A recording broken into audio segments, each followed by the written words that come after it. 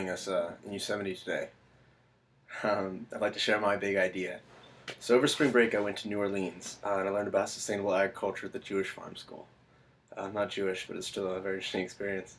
When I was there, I learned about something called aquaponics systems. So basically, there's plants that are growing in these nutrient solutions, right? And on the bottom, they have fish, these fish tanks, and the fish poop 10 of the 13 required nutrients that plants need to grow. So fish poop, plants take up the nutrients, water comes back in, fish grow. They're incredibly efficient. You can grow 10 times as much food in an aquaponic system than you could the equivalent amount of land because the sun doesn't set. The plants never get dehydrated. They always have the available nutrients they need. And you also grow very healthy fish that you can sell, like tilapia, shellfish, mollusks. Anyway, so the reason that these systems are pretty incredible is because it turns out that our current agriculture system is pretty messed up. The more I learned about it, the more I'm just like, oh my god, we need to do something. So we're talking about water storages, the whole water theme around campus. Turns out that 80% of the nation's water use goes toward irrigating crops. And that's almost true worldwide.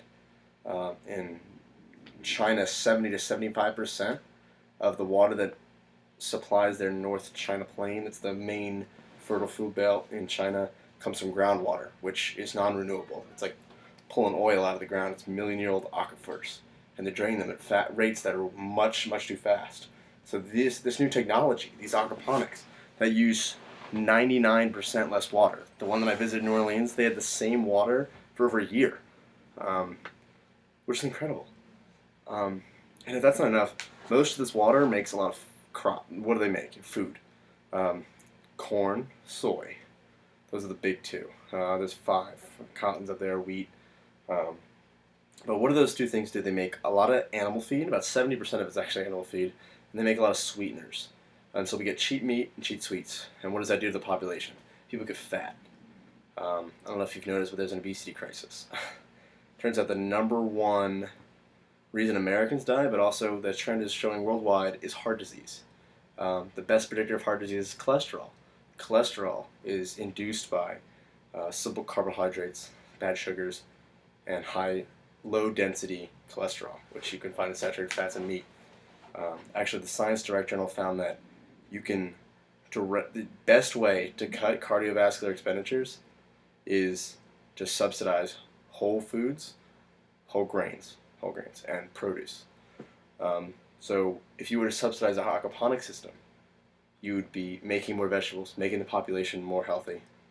And you could also grow food directly on site, so you wouldn't need the oil. Right now it takes 10 calories of oil to make 1 calorie of food. That's because things have to drive places. We use nitrogen fertilizers, which come from natural gas.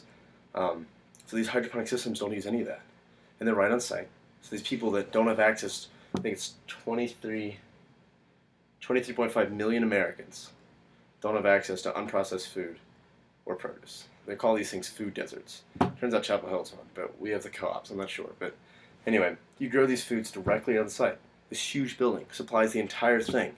3,600 feet of grow space is like 3,500 pounds of fish and 48,000 heads of lettuce in a year. I can put all my sources here in the end, but if I had $1,000, I'd go to Raleigh. There's a place called the Raleigh City Farm, and I'd see what aquaponics could do in an urban area like this. I think they're incredible. I spoke at an expo presentation and at the Carolina International Relations Forum. This thing really makes me passionate, and I think it needs to be addressed. It's a problem. I'm Raymond Stanton.